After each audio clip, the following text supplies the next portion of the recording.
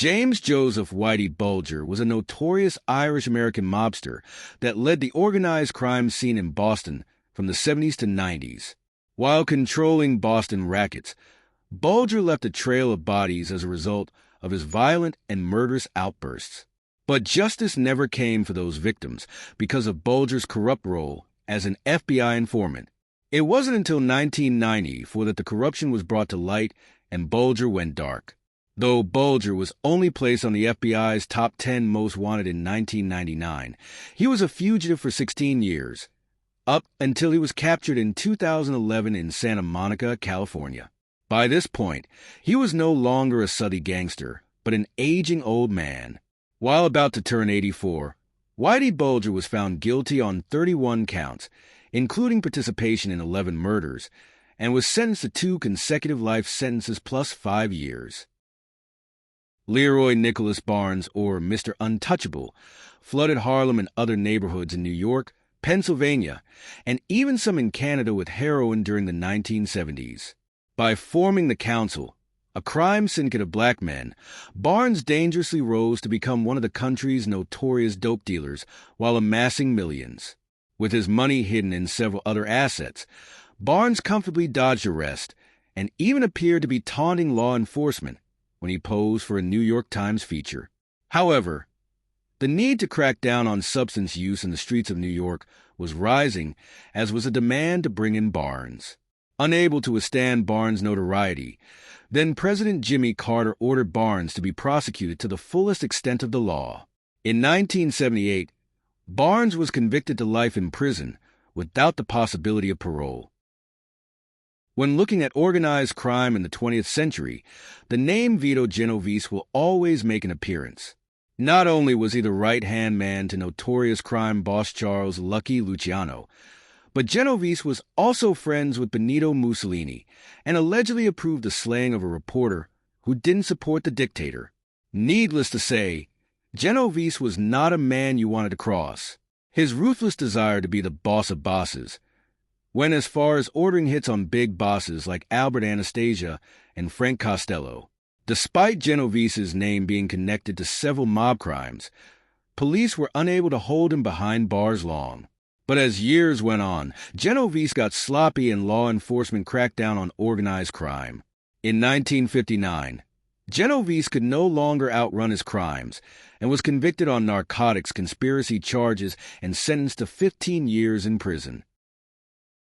Considered the father of modern American organized crime, Charles Lucky Luciano was responsible for the creation of the Commission, a governing body that supervised mafia activities across the United States.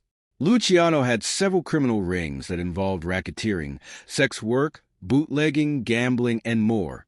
As the Luciano family's reputation and power grew in the world of organized crime, so did the attention from the law.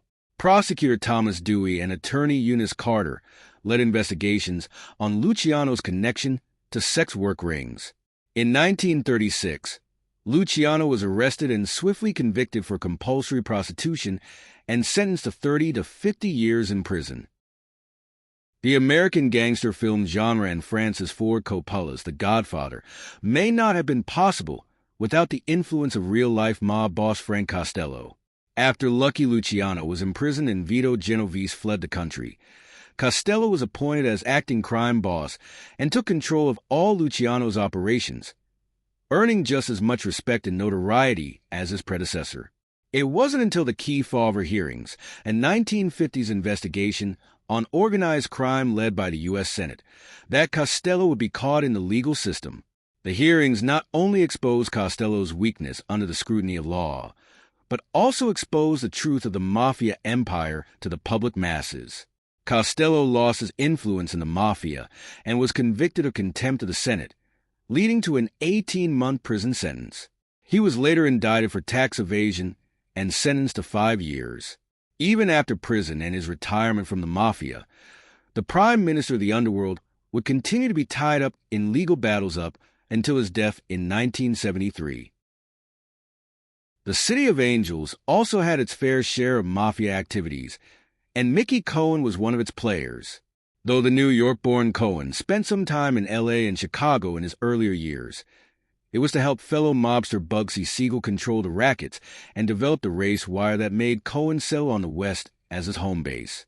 When Siegel was assassinated in 1947, Cohen became the mob king of L.A. He had several fronts as well as real businesses throughout L.A., jewelry shops, ice cream trucks, gas stations, and supper clubs. It was rumored that Cohen was also the center of prostitution and blackmail operations in Hollywood. Cohen's celebrity gangster status dimmed in 1951 when he was convicted for tax evasion and sentenced to 4 years, and then convicted again in 1961, serving his sentence at Alcatraz. Not to be confused with the modern-day rapper MGK, George Machine Gun Kelly was a famous American gangster during the Prohibition era. Kelly's criminal reputation began with bootlegging and then escalated to armed robberies and kidnappings. It was actually his wife, Catherine Thorne, who gave him his first machine gun and helped get his name and reputation out there amongst his fellow criminals. In July 1933, Kelly gained the attention of the FBI by kidnapping a wealthy oil man for a ransom of $200,000 equivalent to about $4.5 million today. With Kelly robbing banks dry and kidnapping men for money, the FBI was scrambling to lock him up for good. On September 26, 1933, Kelly and his wife were finally caught and sentenced to life in prison. Just like Genovese, mobster John Gotti was bloodthirsty to be the boss of the Gambino family. In 1985, Gotti had orchestrated the murder of the Gambino family's boss, Paul Castellano, and his right-hand man, Thomas Bellotti. With Castellano eliminated, Gotti took over the Gambino family and rose to be a celebrity gangster on the streets of New York. He was either known as the Dapper Don for his fancy suits or the Teflon Don because authorities were unable to stick serious criminal charges on him. But through wiretapping, constant surveillance, and some help from Gotti's underboss, Salvatore "Sammy the Bull" Gravano, the FBI arrested Gotti and later convicted him on multiple charges in 1992, including for the murder of Castellano and Bellotti. Rivaling Leroy Nicky Barnes, Kingpin Frank Lucas created an international drug ring that expanded from New York to Southeast Asia in the 60s and 70s. He was most infamously known for providing the streets of Harlem with a version of heroin known as Blue Magic. Lucas reportedly entered the world of organized crime and dope dealing under the guidance of notorious Harlem gangster Ellsworth Bumpy Johnson. When Johnson died in 1968, Lucas essentially replaced him as a Harlem crime boss, expanding his criminal operations to a whole new level of wealth and notoriety. His international drug trafficking led to the exploitation and deaths of many caught in his scheme for money and power. But his drug empire came to an end when his house was raided in 1975, and he was sentenced to 70 years in prison, though that was reduced and modified in subsequent years for various reasons. One of the biggest catches of them all in mob history was that of Al Capone, the original public enemy number one. Out of all the American gangsters, Al Capone is most famously known and celebrated due to pop culture's romanticization of his criminal lifestyle. From bootlegging to gambling rackets, Al Capone controlled the streets of Chicago with his crime syndicate, the Chicago Outfit. One of Capone's deadliest acts as crime boss was the supposed ordering one of the bloodiest hits of the century, the 1929 St. Valentine's Day Massacre. As the violence in Chicago increased, so did the hunt to build a case against Capone and imprison him.